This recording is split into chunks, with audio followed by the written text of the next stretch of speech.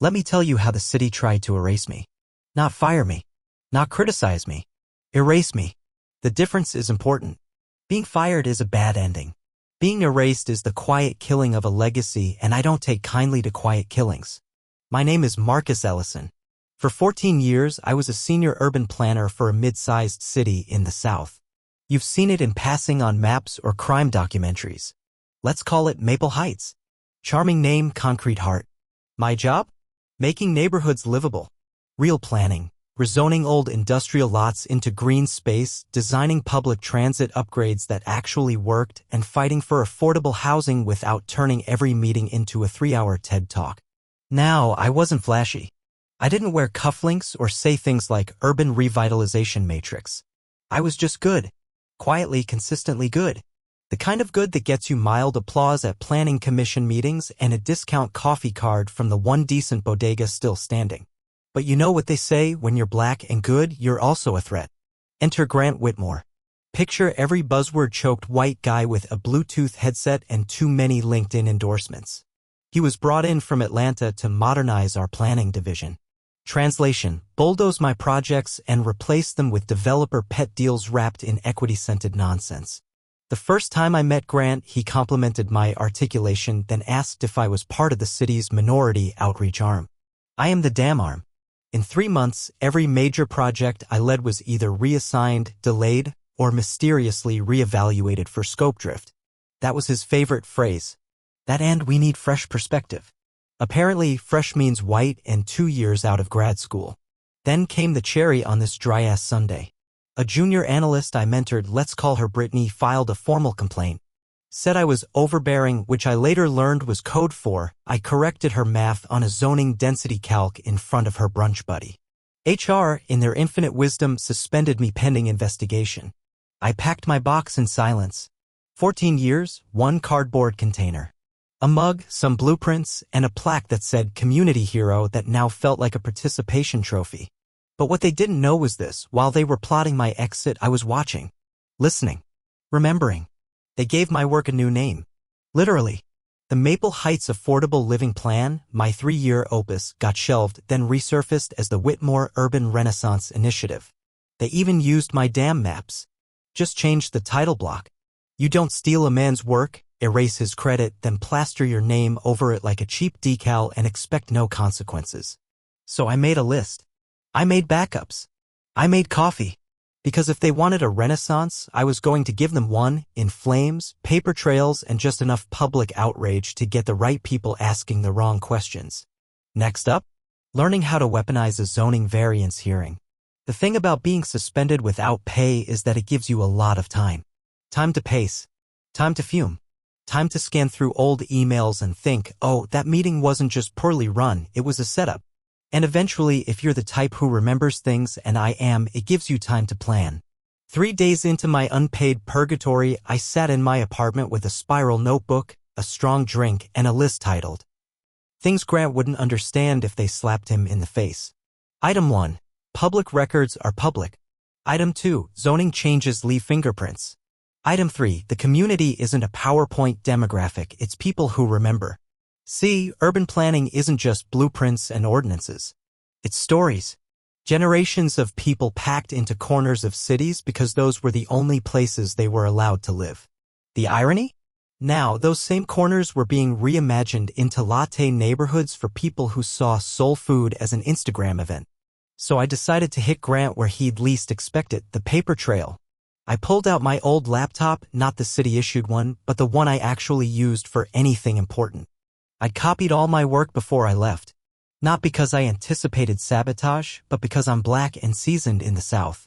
We stay prepared. I had emails, meeting notes, budget drafts, preliminary housing assessments, even the original name suggestions for the Maple Heights plan. Spoiler, Grant's Urban Renaissance had once been titled Thriving Roots, which I now regretted because that sounded like a Whole Foods salsa. What caught my attention, though, was a spreadsheet. One of my last approvals before being sidelined. It was a budget adjustment request submitted by one of Grant's guys, a Stanford intern with more hair product than sense.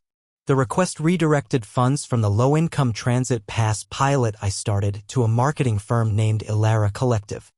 The justification? Community engagement through digital storytelling. A $240,000 digital storytelling contract for a community that doesn't have broadband. I dug deeper. Elara Collective had no web presence, no prior city contracts, and get this, was registered 3 months prior to my suspension.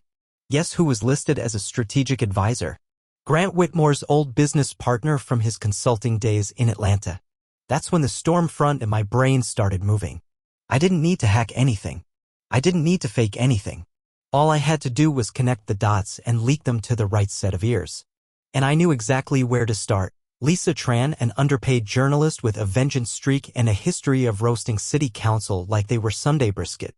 I sent her a burner email with the subject line, "Planning Department may be confusing equity with embezzlement." Attached were 5 PDFs, including the funding request, the Elara contract, and a transcript from a meeting where Grant described low-income residents as occupancy obstacles. Yes, he really said that. Into a mic. In a room with a stenographer. These people are bold. Lisa replied within an hour. Holy hell. I'm going to enjoy this. But I'll need more. I cracked my knuckles, smiled, and wrote back. Check your inbox in the morning. And maybe block off your Sunday. I'm not done yet. By Sunday morning, Lisa had everything she needed to write a career-making expose, and I had everything I needed to make sure it wouldn't be ignored.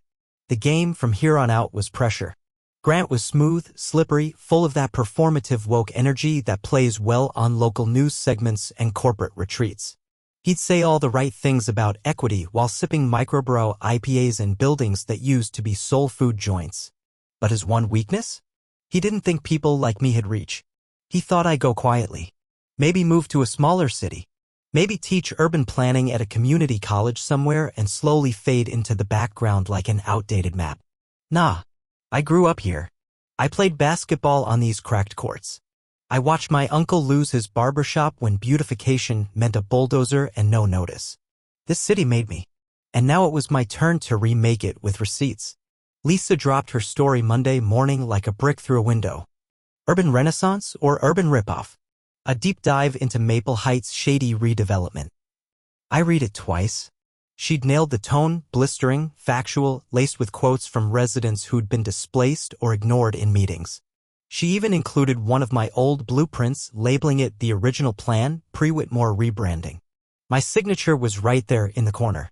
By 10 a.m. it was viral, at least by local standards. The kind of viral where city council members start sending each other "Have you seen this?" texts and journalists start asking about Freedom of Information Act requests. Grant, to his credit, didn't panic, at least not in public. He tweeted something generic about welcoming dialogue and complexities of civic transformation. The man could dodge accountability with the grace of a cat avoiding a toddler. But behind the scenes? My phone buzzed with messages from old coworkers. Bro, did you really send this to the papers? You got them sweating, Marcus. They're having emergency meetings. Like plural. Good. But this wasn't revenge yet. This was just the drum roll. The real hit was still coming, and it was hiding in the archives. See, there's a part of the city's development code that most people skip right over. Section 14.3, Historic Overlay Protections. It's dense. Boring. The kind of legal jargon no one reads unless they're trying to stop a Walgreens from tearing down a jazz club. Which is exactly what it was created for. Now, I knew something about Grant's big pet project, his glitzy condo and retail monstrosity in South Heights. The land it sat on? Used to be home to the East Garden Baptist Church, a 1920s black congregation that was bulldozed during the 70s urban renewal era. Quiet tragedy. No historical marker. No press. But I'd done a project on it back in grad school. I still had the photos. The oral histories. Even the hand-drawn parcel boundaries from before the area was rezoned in the 80s. If I could connect that parcel to a protected designation that was never properly cleared, that project would be illegal. I drove down to the county records building. The woman behind the counter, Miss Hattie, bless her, remembered me from a zoning fight I'd helped her win in 2017. You back in the game, Mr. Marcus? She asked with a knowing look. Let's just say I'm doing some preservation work.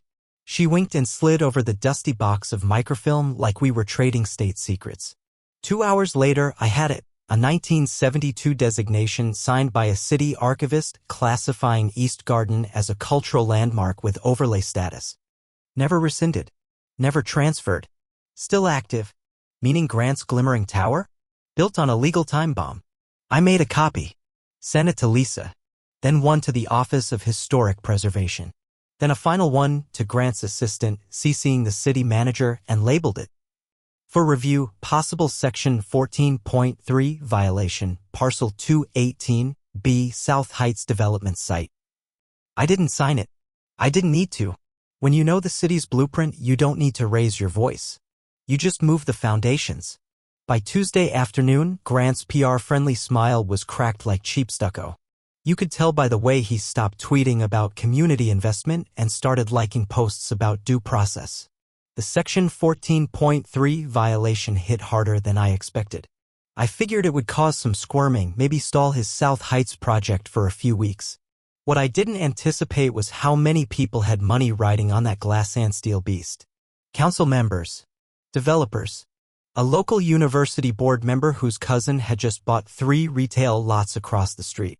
Turns out when you threaten to turn a $20 million monument to gentrification into a historical lawsuit, rich people start canceling lunch plans. I know because I got CC'd on an email accidentally. The kind of email not meant for my eyes. From council_internals@mapleheights.gov. To redacted list. Subject, urgent, South Heights project reclassification risk. Folks, we may have a problem. Attached is a filing received this morning citing historical overlay protections on the East Garden site. We need to verify and prepare for community response.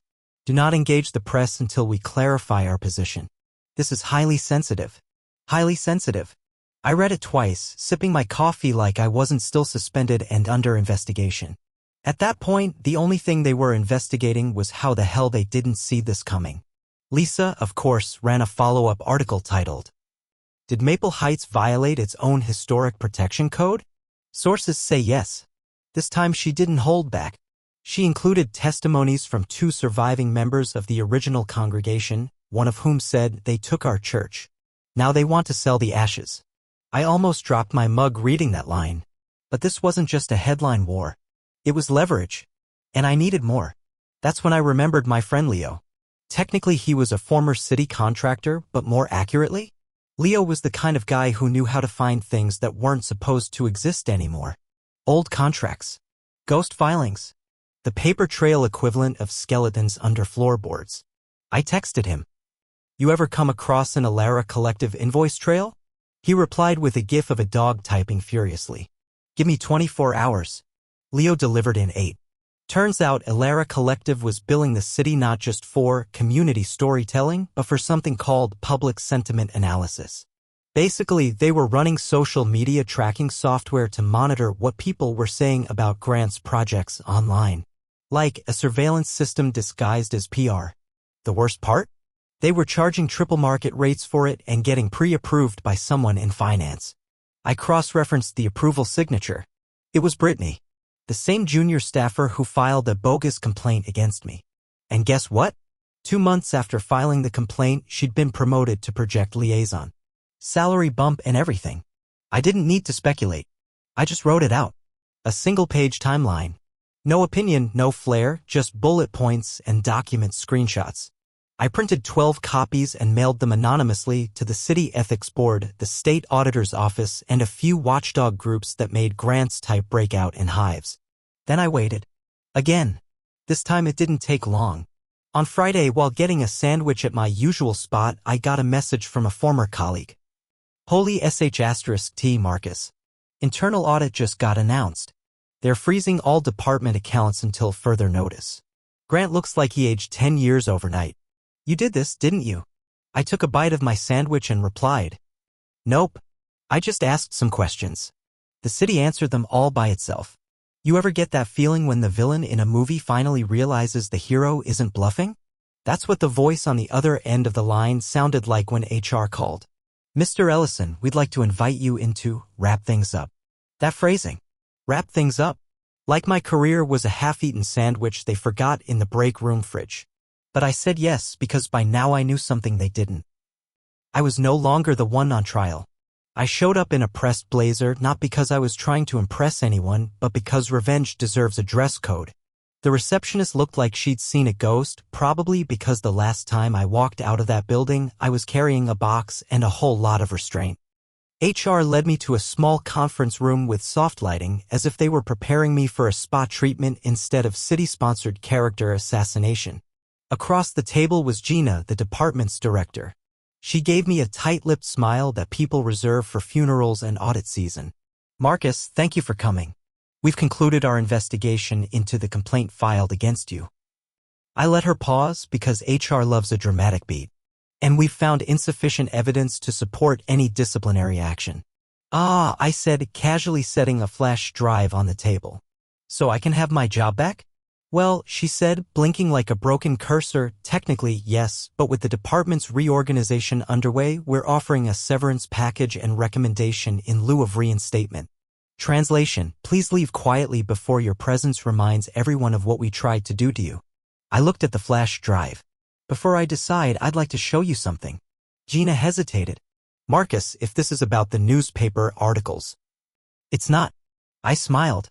"It's about Elara Collective's billing practices." "And who approved them?" She looked at the flash drive like it was radioactive. "Is that city property?" "No," I said. "It's my property. Compiled on my own time. As a concerned citizen." Truth was, I had no intention of plugging it in.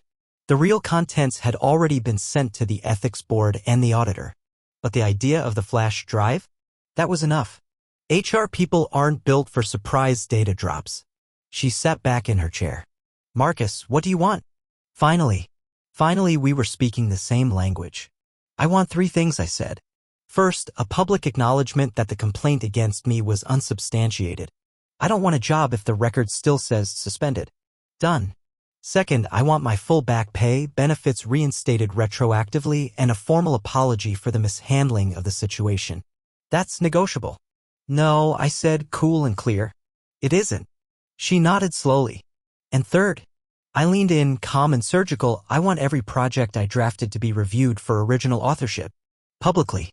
Including the Whitmore Urban Renaissance Initiative." Her face did a twitch, small, involuntary. "Not fear. Recognition. He really kept everything." "Grants," she started. "Already under audit. I'm sure you've heard." Silence. Then she picked up a pen and started writing notes she wouldn't want found later. "Okay, Marcus. I'll escalate this to legal. You do that." As I stood, I picked up the flash drive. No need to leave it behind. They already understood its weight. By the time I stepped outside, the sky had cracked open with the kind of spring rain that smells like rebirth. I didn't have my job back. I had something better. Power. And it wasn't just mine anymore. Because once you pull back the curtain and people see the gears turning, they don't unsee them. They get loud. They get curious. They ask questions at community meetings that can't be answered with slogans. And the best part? I was just getting started. One thing I've learned about city government, especially in places like Maple Heights, is that they love their public forums as long as no one actually shows up. They schedule them on weeknights during dinner, in buildings without parking, then wonder why engagement is low. But this time they booked the biggest community center on the east side and posted about it like it was the Super Bowl of civic discourse. The topic? Reconnecting Maple Heights, a public update on the South Heights redevelopment plan. Translation: let's lie in front of a microphone and hope no one notices the contradictions. Now, I hadn't planned on attending. Not at first. I figured I'd already fired my shots, articles, audits, flash drives. What more could I say in 3 minutes at a podium? But then I got a message from a woman named Alma. Alma ran a daycare that had been evicted last year from a small brick building on Dresden Avenue, one of the parcels grants people snatched up for mixed-use infill. She wrote, "Mr. Marcus, they say our voices don't matter. Will you be there? It would mean something if you were." So yeah, I went. And I didn't go alone. See, there's something dangerous about people getting a taste of the truth. It spreads. Quietly at first, like a whisper down a church pew. But when it finds a crack in the wall, it floods. By the time I arrived, the parking lot was full. Inside, the folding chairs were packed with residents, some I hadn't seen in years. Barbershop owners, retired teachers, bus drivers, teenage kids in hoodies who normally wouldn't be caught dead at a city meeting. They were there. And Grant? Oh, he was there too. In a blue blazer, 2 sizes too tight, and a forced grin that said, "I know I'm toast, but maybe if I smile hard enough, they'll forget the breadcrumbs." City Council opened the meeting with their usual "we're listening" platitudes. Then came the public comment portion. Alma went first. She didn't raise her voice, didn't cry. She just stood there and told them about the day she was handed a 30-day eviction notice with a flyer about the exciting changes coming to her block.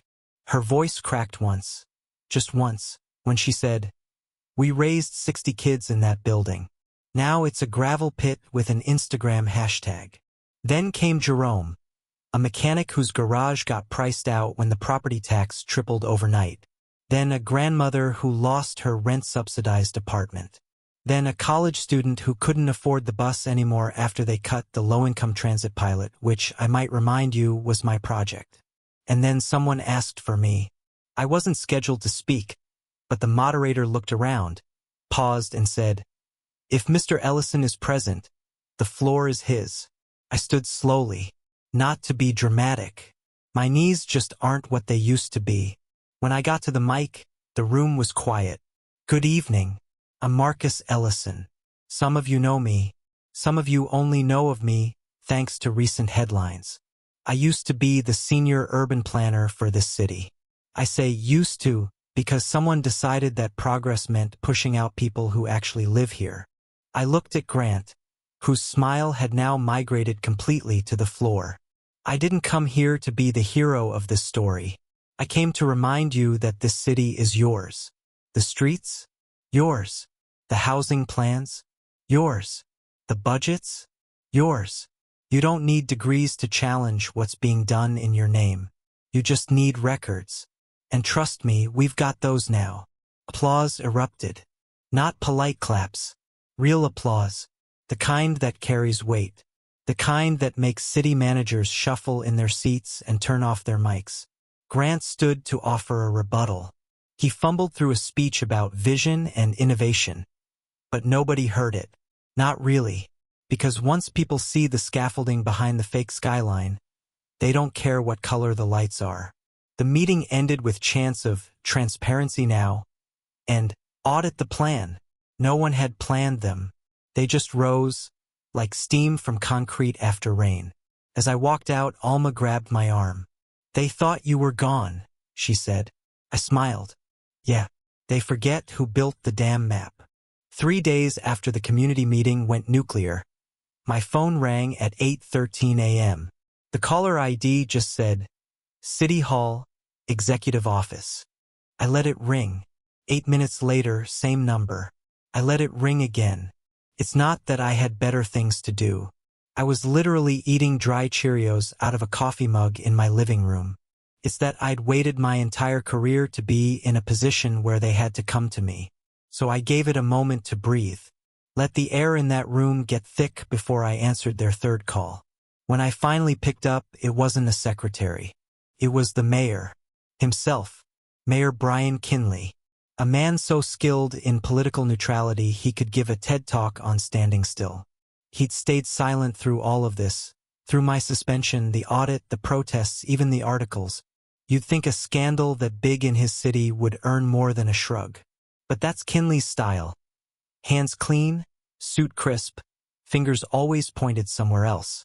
"Marcus," he said, warm like we used to barbecue on weekends. "How are you holding up?" "Depends on the day," I said, not bothering to fake it. "Listen, we've been following the developments. I think it's clear some things were mishandled." "Which part? The fraudulent contracts or the part where your department erased a black neighborhood under the guise of revitalization?" Silence. Then a little throat clearing. "We'd like to talk. In person." I agreed, but not at City Hall.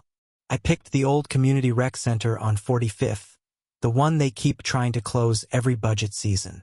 Still smells like bleach and hope. I figured if I was going to be summoned like some disgraced oracle, I'd at least choose a place with character. He showed up in a gray suit, no tie, trying to look casual but still mayoral. He brought an assistant. I brought my voice recorder. We sat across from each other in a room where I'd once helped paint a mural of the city skyline. They painted over it last year with something that looks like a stock photo of progress. Marcus, Kinley began, we want to repair trust. There's been damage and we see that now. You've raised valid concerns, real ones. I'm here to ask, what would accountability look like to you? That was a tricky question. Not because I didn't have answers, but because I had too many. I could have said, fire Grant. I could have said, reimburse every resident pushed out by your so-called renewal. I could have demanded public apologies and televised repentance. Instead, I slid a folder across the table. Inside, a 5-page proposal. The Ellison Restoration Initiative. A real plan. My plan. Focused on legacy zoning reviews, community-first development protocols, and mandatory public equity audits on all major contracts. Fully legal, fully actionable, fully mine. He flipped through it, eyebrows slowly rising. This is ambitious. No, I said it's long overdue. He leaned back. There's a lot here that'll upset people with money. I smiled. Then it's probably pointed in the right direction. The assistant scribbled notes. The mayor sighed. We're not going to be able to sell this overnight. Good, I said. Because I'm not offering it overnight. I'm offering it with public pressure behind it. He stared at me like he was trying to measure my patience in inches. Then quietly, can I count on you not to escalate this further? There it was. The ask behind the ask. We'll consider your ideas if you stop making us look bad. I stood slow and measured. You can count on me to keep telling the truth. If that escalates things, maybe you should ask why it keeps looking bad in the first place. And I walked out. Back to the mural they tried to erase. Back to the neighborhood that hadn't forgotten me. Back to my community. The mayor came to offer me a seat at the table. I came to build a better table. When big institutions collapse, people always imagine something dramatic. A shouting match in a boardroom, someone throwing a chair, cops raiding an office at dawn. But the truth? It usually starts with an Outlook invite that looks harmless. Subject: Planning Oversight Committee, Emergency Session. Time, 9 a.m. Location, City Hall, Conference Room B. That was it. No fireworks. No warning. Just a meeting invite forwarded to my inbox by an anonymous source in the department with a note. Might want to watch this one. Dress nice. Conference Room B was the second nicest room in City Hall. Leather chairs, weird abstract art on the walls, and a speaker system that made everyone's voice sound like a podcast intro.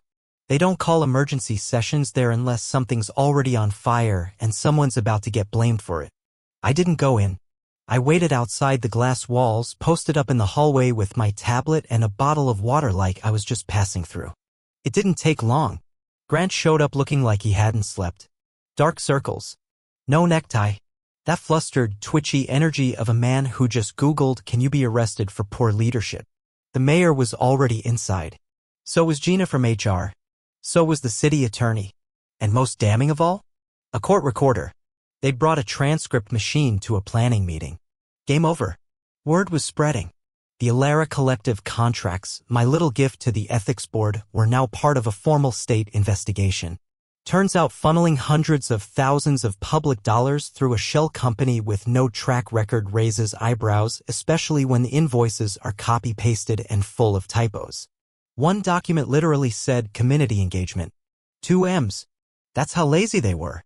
Then came the fatal blow. A FOIA request dropped by a local nonprofit revealed internal emails where Grant called low-income residents density ballast and referred to his own rebranding of my housing plan as cosmetic ownership for political optics. Those phrases made the news. Big time. And you know what doesn't play well in a city trying to sell itself as inclusive? A guy who thinks people are ballast. I was still outside when Grant left the meeting. No press conference. No statement. Just a face like wet paper and a folder under his arm. I nodded once as he passed me. Not out of pettiness, out of recognition. The man finally understood what it felt like to be the one pushed out quietly with no warning and no recourse. Except in his case, he deserved it. I got a call from Lisa, the reporter, 2 hours later. It's confirmed. Whitmore's resigning. They're calling it a mutual separation, but they pulled his keycard this morning. I didn't smile. Not really. The satisfaction wasn't in the fall. It was in the restoration. The next day, the city quietly uploaded a new project file to the municipal planning portal. South Heights Redevelopment, Reinstatement of Original Community Plan. Authored by Marcus Ellison. No press release. No fanfare. But there it was. My name. My work. Restored. I saved the page as a PDF. Printed it. Taped it to the side of my fridge, right under the letter from Alma's daycare. Proof. That some things can be undone. That some names can be reclaimed. And that sometimes the best revenge isn't fire. It's clarity. A week after Grant vanished from City Hall like a bad password reset, the emails started coming in from official addresses again. But this time, they had a different tone. Less we regret to inform you and more we hope you'll consider. One came from the deputy city manager. Another from the mayor's office. And then finally one that hit a little different. Subject: Interim Planning Director Opportunity. Marcus, in light of recent transitions and your continued leadership in the community, we'd like to formally invite you to consider serving as Interim Director of Urban Planning.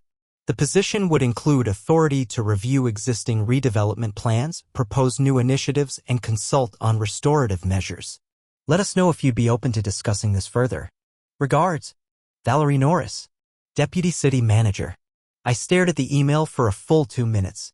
I won't lie, part of me wanted to click accept on the spot. Not out of ego. Out of history.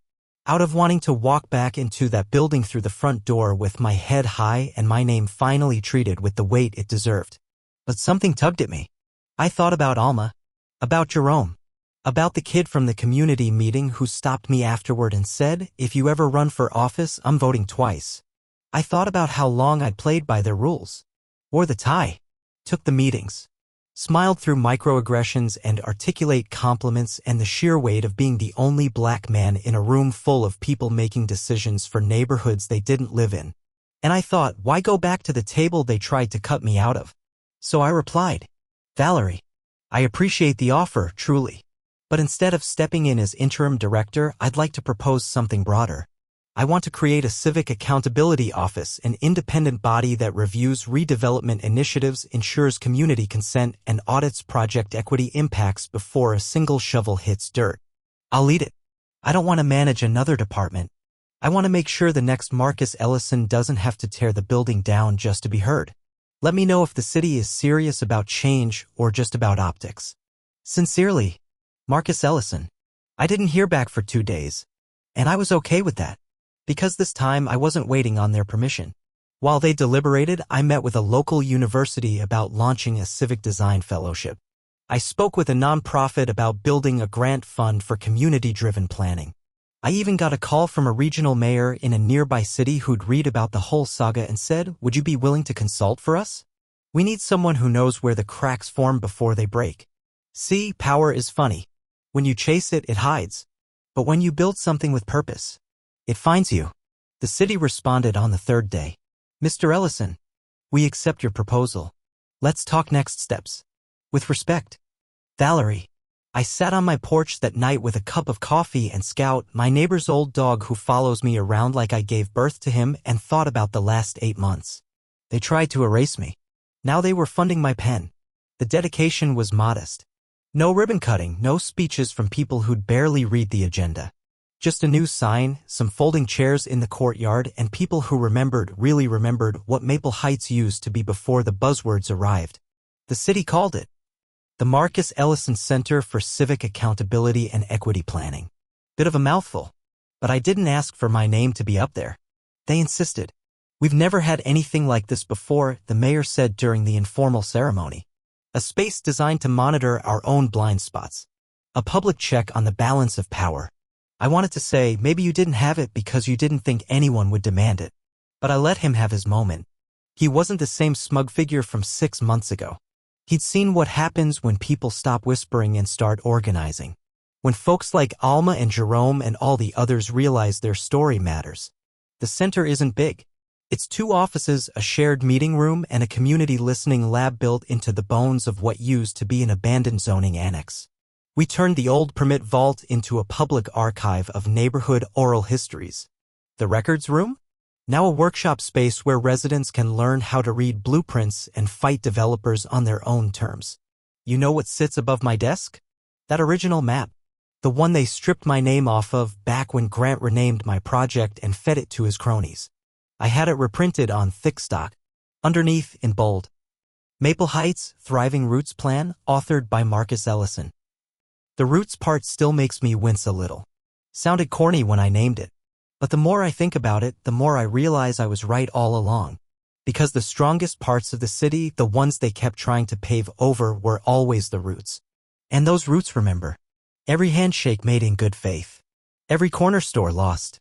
Every park bench that became a front row seat to change. I still walk the blocks I once planned from a distance. Kids wave now. Not because they know my title, but because I helped stop the bleeding. Because they saw someone fight back and stay. That matters more than any office. One day, a high school student from the east side came in for a tour. I showed him our tools, GIS software, policy archives, model kits for affordable housing layouts. At the end he asked, "Mr. Ellison, what made you keep going when they tried to shut you out?" I thought for a second, then said, "They tried to take my voice. I made it louder.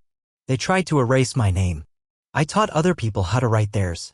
He nodded, quiet, took it in. Maybe one day he'll run for council. Maybe not. But he'll remember what this place stood for. Because revenge might have lit the match. But legacy? Legacy built the fire. The end. But in cities like Maple Heights, the work never really ends.